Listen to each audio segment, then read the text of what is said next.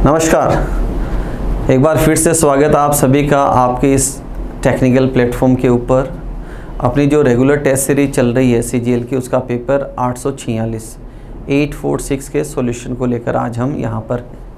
जैसा कि हमें मालूम है कुल प्रश्नों की संख्या 25 होती है, तो चलिए 1 बाय 1 चेक करते हैं क्या दिया हुआ है, प्रश्नों को कम समय में कैसे सोल्व करें, समय कैसे बचाएं, क्या दिमाग में चलना चाहिए, सारी बातों को डिस्कस करते हैं। तो बात करते हैं पहले सवाल की। देखिए क्वेश्चन नंबर 1 की बात करूं तो देखो आवाज़ दे रखी है क्वैक और डक, ये साउंड है इसकी। जो डक की जो साउंड है उसको क्या कहते हैं, क्वैक कहते हैं। तो नी जो हिनहिनाहट है वो किसकी आवाज़ है, घोड़े की जो आवाज़ है उसको कहते हैं। अगले प्रश्न को डिस्कस करते हैं। अगला सवाल है एनालॉजी बेस्ड ऑन नंबर्स का सवाल है। जब भी नंबर बड़ा हो तो हमेशा किसकी तरफ दौड़ लगाते हैं, स्क्वायर क्यूब की तरफ। तो 9 से 738 बनाऊं तो 9 का क्यूब होता है दोस्तों 729, और उसमें +9 कर दूं तो मेरा नंबर कितना बनेगा 738। सेम वे 7 का क्यूब अगर मैं बात करूं तो 7 का क्यूब होता है 350, और उसमें +7 अगर मैं कर दूं, सॉरी यहाँ क्यूब है 343, और उसमें अगर मैं +7 कर दूं तो मेरा नंबर कितना बनेगा 350। तो सेकंड ऑप्शन क्या होगा मेरा यहाँ पर राइट आंसर होगा। अगले प्रश्न को डिस्कस करते हैं। नेक्स्ट सवाल है अगेन ओड वन आउट का सवाल दे रखा है। देखो जब भी ओड वन आउट में 4 डिजिट्स का ऑप्शन हो, मतलब सवाल हो, तो सबसे पहले हम किसकी तरफ दौड़ते हैं, क्यूब की तरफ। तो यहाँ एक भी नंबर परफेक्ट क्यूब नहीं है। उसके बाद या तो डिविजिबिलिटी चेक की जाती है या सम ऑफ डिजिट्स को चेक किया जाता है। तो पहले अगर मैं सम ऑफ डिजिट्स की तरफ जाऊं तो यहाँ देखो सम कितना आया 29। अगर मैं यहाँ बात करूं तो यहाँ सम कितना आया 5, 10, 19 और 4, 23। अगर यहाँ मैं सम की तरफ जाऊं तो यहाँ सम कितना आया 17, और यहाँ अगर मैं सम की तरफ जाऊं तो सम आया 24। तो 29, 23, 17 ये सारे के सारे क्या हैं, प्राइम नंबर्स हैं। तो ऑप्शन डी क्या होगा मेरा यहाँ पर एलिमिनेट हो जाएगा। अगले प्रश्न की बात करते हैं। अगला सवाल ओड वन आउट का सवाल है, और देखो क्लियरली विजिबल है। सबसे पहले हम पेयर ऑफ लेटर्स चेक करते हैं। यहाँ पेयर, यहाँ पेयर, यहाँ पेयर, यहाँ पेयर, बारंबार क्या दे रखा है, पेयर दे रखा है। यहाँ जी का टी होता है और एच का एस होता है। तो ऑप्शन डी क्या होगा यहाँ पर एलिमिनेट हो जाएगा। अगले प्रश्न को डिस्कस करते हैं। नेक्स्ट सवाल है नंबर सीरीज का सवाल है। देखो नंबर सारे ही क्या हैं, बड़े नंबर है और आसपास हैं। तो देखो यहाँ रिलेशन क्या है, एक तरीका तो है कि इन दोनों नंबर से मैं 254 बनाऊँ। दोनों नंबर से क्या करें 254। तो अगर दोनों का सम करूं तो 120 होता है, और 120 का अगर मैं डबल करूं तो कितना होता है 240। और अभी भी 14 क्या इसके अंदर कम पड़ रहे हैं। यहाँ देखो रिलेशन क्या दे रखा है दोस्तों, इन दोनों नंबर्स का सम 54 है, और यहाँ इन दोनों नंबर्स का सम क्या है 54। यहाँ अगर मैं बात करूँ दोनों का सम देखो कितना होता है 175, और यहाँ भी दोनों का सम कितना है 175। तो अगर मैं यहाँ बात करूँ तो यहाँ नंबर देखो 200, 300, 420, 30 और 32। 432 यहाँ क्या है, दोनों का सम है। तो यहाँ नंबर क्या है 432 में से क्या करूँ 305 माइनस कर दूँ 70, तो कितना आ जाएगा 127। कितना आ जाएगा 127 मेरा यहाँ पर आंसर आ जाएगा। तो क्या देखा, इन दोनों नंबर्स का सम और इन दोनों नंबर्स का सम क्या है, इक्वल है। ये हमने रिलेशन यहाँ पर इस्टेब्लिश किया। अगले प्रश्न की बात करते हैं। अगला सवाल क्या कहता है, ए तमिल बोलने वाले को, बी तेलुगु, सी कन्नड़ और डी हिंदी बोलने वाले को। ये तमिल है और डी हिंदी वाले को रिप्रेजेंट करता है, और जो बी है वो तेलुगु को रिप्रेजेंट करता है, और यहाँ जो सी है वो सी कन्नड़ को रिप्रेजेंट करता है। तो सवाल हमसे पूछा है 3 भाषाओं में बोलने वाले को कौन रिप्रेजेंट करता है। तो देखो एक तो एफ आता है और एक एच आता है। ये 3 सर्कल यहाँ क्या करते हैं, इंटरसेक्ट करते हैं। तो आंसर क्या आया, एफ एंड एच। एफ आप देख सकते हैं, एफ तमिल, तेलुगु और हिंदी तीनों में आता है, एच तेलुगु, कन्नड़ और हिंदी तीनों में आता है। तो ऑप्शन ए क्या होगा मेरा राइट आंसर होगा। अगले प्रश्न को डिस्कस करते हैं। अगला सवाल है, क्वेश्चन नंबर 8 है, 1/4 पार्ट मिसिंग है, ये पार्ट मुझे यहाँ पर लेना है। तो देखो यहाँ ब्लैंक है तो ये गलत हो जाएगा, यहाँ पर ये गलत हो जाएगा, ये परफेक्ट है। ऑप्शन बी क्या होगा मेरा राइट आंसर होगा। यहाँ ये देखो यहाँ ऐसे टच होना चाहिए था, तो ऑप्शन बी क्या होगा मेरा राइट आंसर होगा। अगले प्रश्न को डिस्कस करते हैं। क्वेश्चन नंबर 8 है, बोर्ड मास का सवाल है, मुझे सॉल्व करना है इक्वेशन को। तो यहाँ देखो जहाँ एडिशन है वहाँ पर सब्ट्रैक्शन है, जहाँ माइनस है वहाँ गुणा है, डिवीज़न की जगह एडिशन दे रखा है और मल्टीप्लिकेशन की जगह डिवीज़न दे रखा है। तो यहाँ वैल्यू कितनी आई मेरा 2 + 6 - 3, 8 - 3 कितना हो जाएगा 5। तो फर्स्ट ऑप्शन क्या होगा मेरा यहाँ पर राइट आंसर होगा। अगले प्रश्न को डिस्कस करते हैं। क्वेश्चन नंबर 9 है, पेपर कटिंग फोल्डिंग का सवाल है। देखो ये वाला जो स्ट्रक्चर है अगर फोल्ड होकर यहाँ वापस जाए तो क्या आएगा सर्कल, और ये वाला यहाँ है तो वापस क्या आएगा सर्कल। Got it. अब ये जो स्ट्रक्चर है यहाँ से यहाँ ये जो स्ट्रक्चर आया है अगर ये वापस अनफोल्ड होकर आए तो क्या हो, यहाँ 1 2 3 एंड 4 4 सर्कल और बने यहाँ पर। अब यही हिस्सा अगर इधर जाए पूरा तो इस तरफ कितने हैं 8 सर्कल हैं, तो इस तरफ भी कितने हैं 8 सर्कल आए। तो आप यहाँ देख सकते हैं, इसको क्लियरली आप देख सकते हैं। यहाँ देखो ये चारों क्या होंगे पैरेलल होंगे, आसपास होंगे, गुच्छा है, यहाँ भी गुच्छा है, ये डिस्टेंस पे हैं, ये भी डिस्टेंस पे हैं, और सेम आगे जाएगा। तो ऑप्शन सी क्या होगा मेरा यहाँ पर राइट आंसर होगा। अगले प्रश्न को डिस्कस करते हैं। अगला सवाल है, एरिथमेटिक का सवाल है। सवाल क्या कहता है, 4 मित्र हैं, ए तथा सी की औसत आयु कितना है 35। ए तथा सी की औसत आयु 35 है, इसका मतलब ए और सी की जो आयु का योग है वो कितना है 70 है। आगे दे रखा है बी तथा डी की औसत आयु है, बी तथा डी की औसत आयु कितना है 40 है। तो B plus D divided by 2 = 40 है, तो b + d = कितना हो गया 80। एक इक्वेशन ये है मेरे पास, एक इक्वेशन ये है। आगे दे रखा है b, c तथा d की औसत आयु 40 वर्ष है। b, c और d की औसत आयु कितनी है 40, तो इनकी आयु का योग कितना हो जाएगा, इनकी आयु का योग हो जाएगा 120। तीनों की एज कितनी है 120 है यहाँ पर। अब उसमें अगर मैं बी और डी की आयु निकाल दूं कितना 80, तो सी की आयु कितना हो जाए यहाँ पर 40। सी की आयु कितना हो जाए यहाँ पर 40, और अगर सी की आयु 40 है तो यहाँ आप देख सकते हैं ए की आयु कितना हो जाए 30। ए की एज कितनी हो जाए 30, तो ए की आयु भी आ चुकी है और सी की आयु भी आ चुकी है। आगे दे रखा है ए तथा डी की आयु का योग, ए तथा डी की आयु का योग बी तथा सी की आयु के योग के बराबर है, ये दे रखा है यहाँ पर। अब इसमें देखो ए की आयु कितना है 30 + d = सी की कितना है 40, तो b + 40 क्लियर है। और यहाँ से मैं कंक्लूजन क्या निकालूंगा, यहाँ से मेरा कंक्लूजन क्या निकला दोस्तों कंक्लूजन मेरा है d - b बराबर कितना हो जाए 40 - 30 = कितना हो जाए 10।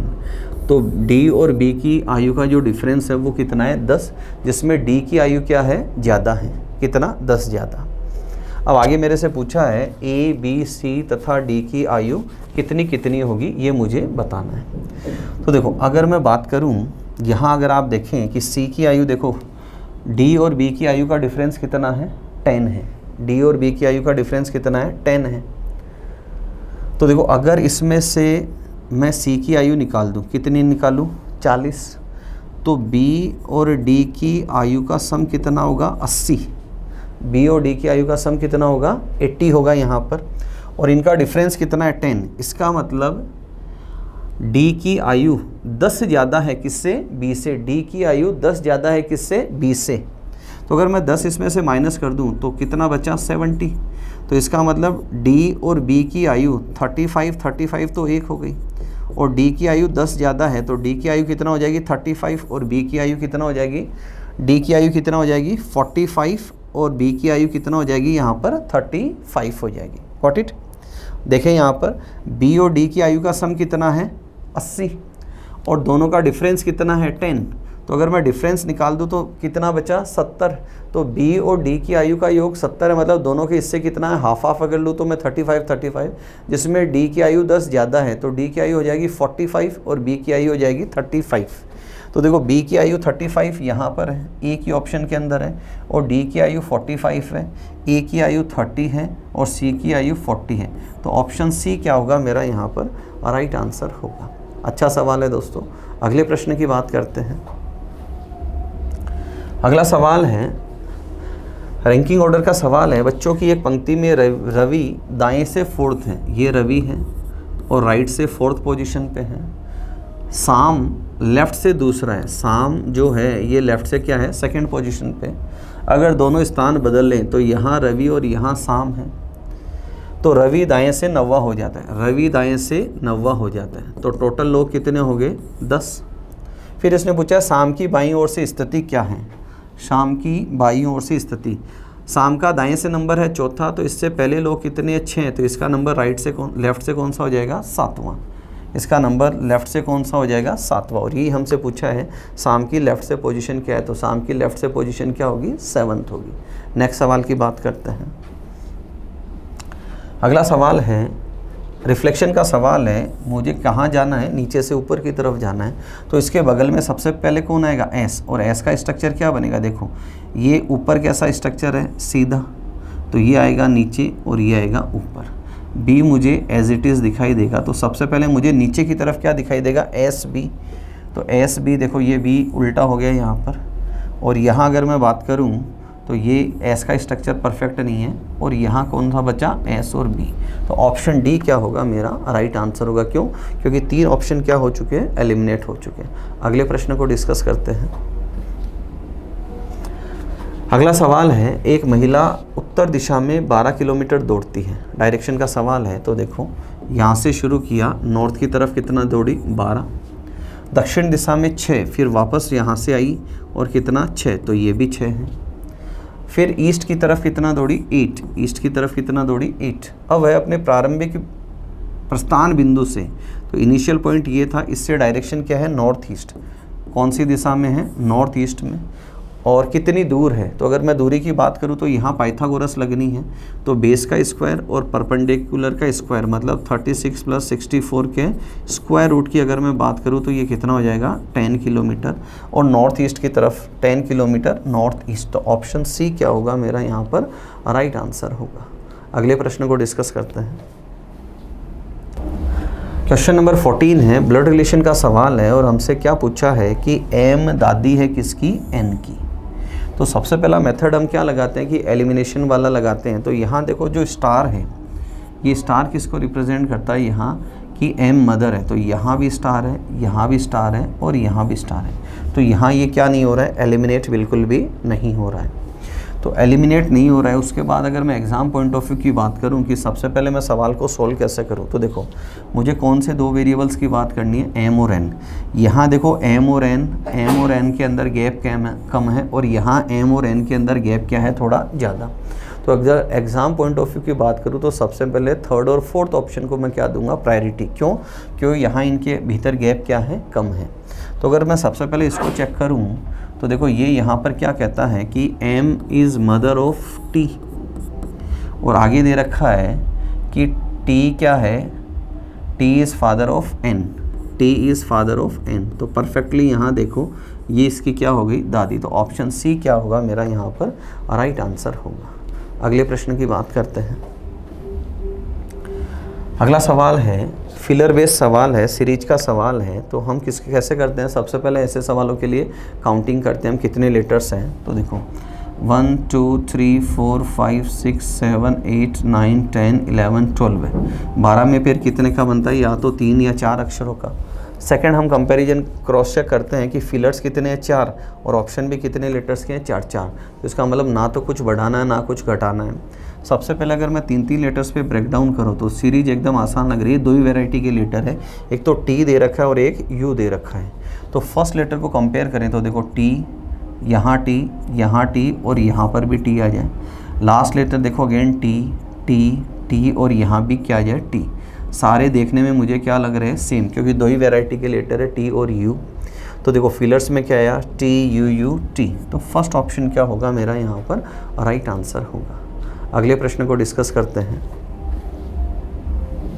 क्वेश्चन नंबर 16 है, कोडिंग डिकोडिंग का सवाल है। एक वर्ड दे रखा है, कोऑपरेटिव का कोड है, तो कंपटीशन का कोड क्या होगा। तो जब भी नंबर ऑफ लेटर्स बड़े आते हैं तो हमेशा चेक करना कि वो क्रॉस चेक का ही सवाल जाता है। What it. तो यहाँ नंबर ऑफ़ लेटर्स की अगर मैं बात करूँ तो नंबर ऑफ़ लेटर्स कितने यहाँ पर 11। तो 11 में देखो 515 क्या किया 515। मैं बाहर निकालता हूँ इसको, देखो COOPERATIVE। कोड इसका दे रखा है DONNBTFWJUB। अब यहाँ अगर मैं 5 लेटर 1 और 5 के पेयरिंग करूँ तो आप रिलेशन देखना क्रॉस चेक में। यहाँ देखो -1 -1 -1 और -1, सब में क्या हो रहा है इधर -1। अगर आप R से T बनाते हैं यहाँ तो यहाँ क्या है +2। नेक्स्ट अगेन आप देखो क्रॉस चेक करें +1 +1 +1 +1 और +1, यहाँ सब में क्या हो रहा है +1। तो 11 लेटर्स को मैंने 515 में तोड़ा। पहले 5 में क्रॉस के अंदर -1 हो रहा है, जो नेक्स्ट 5 है उनके अंदर +1 हो रहा है, और जो मिड वाला है उसमें +2 हो रहा है। तो अगर मैं यहाँ बात करूँ देखो इन 5 की, फिर 1 एंड अगेन 5, तो क्रॉस चेक पहले में क्या हो रहा है -1। तो मैं D से शुरू करता हूँ ऐसे, तो -1 -1 और B। फिर यहाँ +2 होगा तो यहाँ क्या आएगा V। अगर मैं इधर से चलूँ ऐसे तो यहाँ होगा +1, तो O P J U और G, ये मेरा कोड निकल कर आए यहाँ। तो आप देखो DOLNBVOPJUJ, फर्स्ट ऑप्शन क्या होगा दोस्तों मेरा यहाँ पर राइट आंसर होगा। अच्छा सवाल है, नोट करके चलिएगा इसको। अगले प्रश्न की तरफ चलते हैं। क्वेश्चन नंबर 17 है। 17 क्या कहता है कि कुछ लेटर्स दे रखे हैं और 9 लेटर्स हैं, उनको 1 to 9 नंबरिंग दी गई है 1 to 9। अब इसने बोला है कि P के लिए 4 निर्धारित है। P के लिए कितना निर्धारित है 4। फिर इसने कहा P व T के बीच का अंतर 5 है। P और T के बीच का अंतर कितना है 5 है। तो इसका मतलब जो T की वैल्यू है वो कितना हो जाएगी 9, क्योंकि दोनों का डिफरेंस कितना आना है 5। आगे दे रखा है N और T के बीच का अंतर 3 है। N और जो T है उसका डिफरेंस कितना है 3 है। तो अगर T 9 पे है तो जो N है वो 6 पे आ जाएगा, तो इनका डिफरेंस कितना हो जाएगा 3। तो N के लिए क्या पूर्णांक है, N के लिए पूर्णांक कितना हो गया 6। तो ऑप्शन डी क्या होगा मेरा राइट आंसर होगा। अगले प्रश्न की बात करते हैं। अगला सवाल है एनालिटिकल रीजनिंग का सवाल है। दे रखा है एक वनडे क्रिकेट मैच में एक टीम द्वारा कुल 200 रन बनाए गए, उनमें से 160 रन स्पिनर्स ने बनाए। टोटल स्कोर 200 था, उसमें से 160 किसका था स्पिनर्स के द्वारा बनाया गया था। अब कंक्लूजन दे रखा है 80% टीम स्पिनर्स से मिलकर बनी है। कोई इन्फॉर्मेशन नहीं दे रखी कितना उसमें हो सकता है, 2 स्पिनर हो, 3 हो, 5 हो, कुछ आइडिया नहीं है। Got it. प्राथमिक बल्लेबाज स्पिनर थे, ये भी कह नहीं सकते, हो सकता है जो पुछल्ले बल्लेबाज है, टेल जो प्लेयर्स हैं वो क्या थे स्पिनर्स थे। तो दोनों इसमें सन्निहित नहीं है। तो ऑप्शन डी क्या होगा नीदर फर्स्ट नोट सेकंड मेरा आंसर हो जाएगा। अगले प्रश्न को डिस्कस करते हैं। अगला सवाल 19 नंबर का सवाल है, डायरेक्शन का सवाल है। क्या कहा एक दिन सुबह सूर्योदय के बाद राजन, सूर्योदय के बाद मतलब सन किधर है ईस्ट में है और शैडो किधर है वेस्ट में है। एक खंबे की तरफ मुख करके खड़ा हुआ था। खंबे की परछाई उसके ठीक लेफ्ट, किसके ठीक राजन के लेफ्ट। देखो हमने क्या पढ़ा है, जब भी शेडो लेफ्ट राइट होती है तो चेहरा नॉर्थ या साउथ होता है। तो चेहरा किधर है, नॉर्थ और साउथ, और राजन के किधर है, लेफ्ट। अब देखो अगर राजन का चेहरा नॉर्थ की तरफ हो तो परछाई किधर है, उसके लेफ्ट है। इसका मतलब यहाँ पोल है, ये क्या है, पोल है, और ये क्या है, राजन है यहाँ पर। तो फिर वह किस दिशा की ओर मुँह करके खड़ा है, तो क्लियरली विजिबल है राजन का चेहरा किधर है, नॉर्थ की तरफ है। अगले प्रश्न को डिस्कस करते हैं।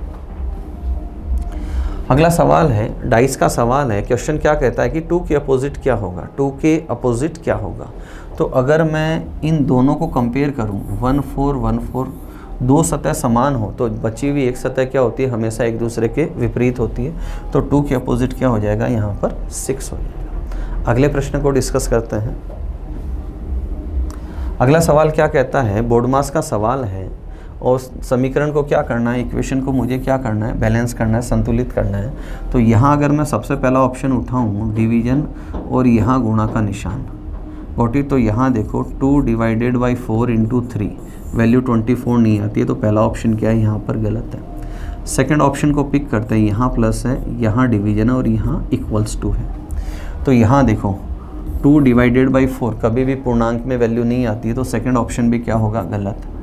थर्ड ऑप्शन की तरफ अगर मैं चलूँ, यहाँ डिवीजन है, यहाँ इक्वल और यहाँ मल्टीप्लाई, ये 12 है और ये वैल्यू भी 12 है। तो थर्ड ऑप्शन क्या होगा मेरा, यहाँ पर राइट आंसर होगा। अगले प्रश्न की बात करते हैं।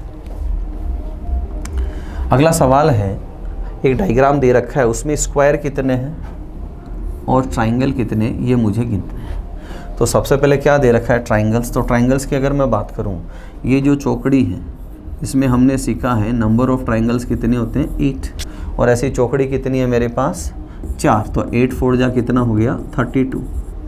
इसके बाद क्या करूं, अगर मैं इनको कंबाइंड करूं, तो कंबाइंड देखो, दो ट्राइंगल ये बने, इन दोनों से कितने बने, 2, इन दोनों से 2 और इन दोनों से 2। तो ट्राइंगल कितने हो गए, 6। उसके बाद आप देखो ये अपर मोस्ट ट्राइंगल दिखाई दे रहा है, एक ऊपर और एक कहाँ दिखाई दे रहा है, नीचे की तरफ। तो 2 ट्राइंगल और हो गए। तो 32 + 6 38 + 2 40। तो ऑप्शन थर्ड निकल गया मेरा ट्राइंगल के लिए। अब अगर मैं बात करूं किसकी, स्क्वायर की, किसकी बात करूं, स्क्वायर की। देखो 1 फिर 2 3 एंड 4, 4 स्क्वायर तो ये हुए। भीतर आप देखिए ये रोम्बस 5 6 एंड 7। तो बिल्कुल स्क्वायर कितने दे रखे हैं, 7 दे रखे हैं। तो थर्ड ऑप्शन क्या होगा मेरा, यहाँ पर राइट आंसर होगा। अगले प्रश्न की बात करते हैं। अगला सवाल क्वेश्चन नंबर 23 है, सीरीज का सवाल है, नंबर सीरीज का। तो देखो यहाँ डिफरेंस थोड़ा सा बड़ा है, तो क्या करूँ, इंटू 2 कितना हुआ, 84 + 5 कर दिया यहाँ पर। अगर मैं यहाँ से यहाँ जाऊँ तो 19 × 2 कितना हुआ, 38, प्लस क्या किया, 4। तो सीरीज मिल गई कि इंटू 2 करना है और +4 +5 +4 3 2 1 ऐसे करते हुए मुझे चलना है। यहाँ अगर मैं रिलेशन बनाऊँ, अगेन देखो 8 दूनी 16 और कितना हुआ, 3। तो यहाँ देखो इंटू 2 + 1 तो कितना वैल्यू आएगी, 3। फिर आगे 3 × 2 कितना हो जाएगा, 6, और +2 करूँ तो कितना हो जाएगा, 8। तो यहाँ नंबर कितना आएगा, क्वेश्चन मार्क की जगह 3। 1 × 2 + 1। अगला प्रश्न डिस्कस करते हैं।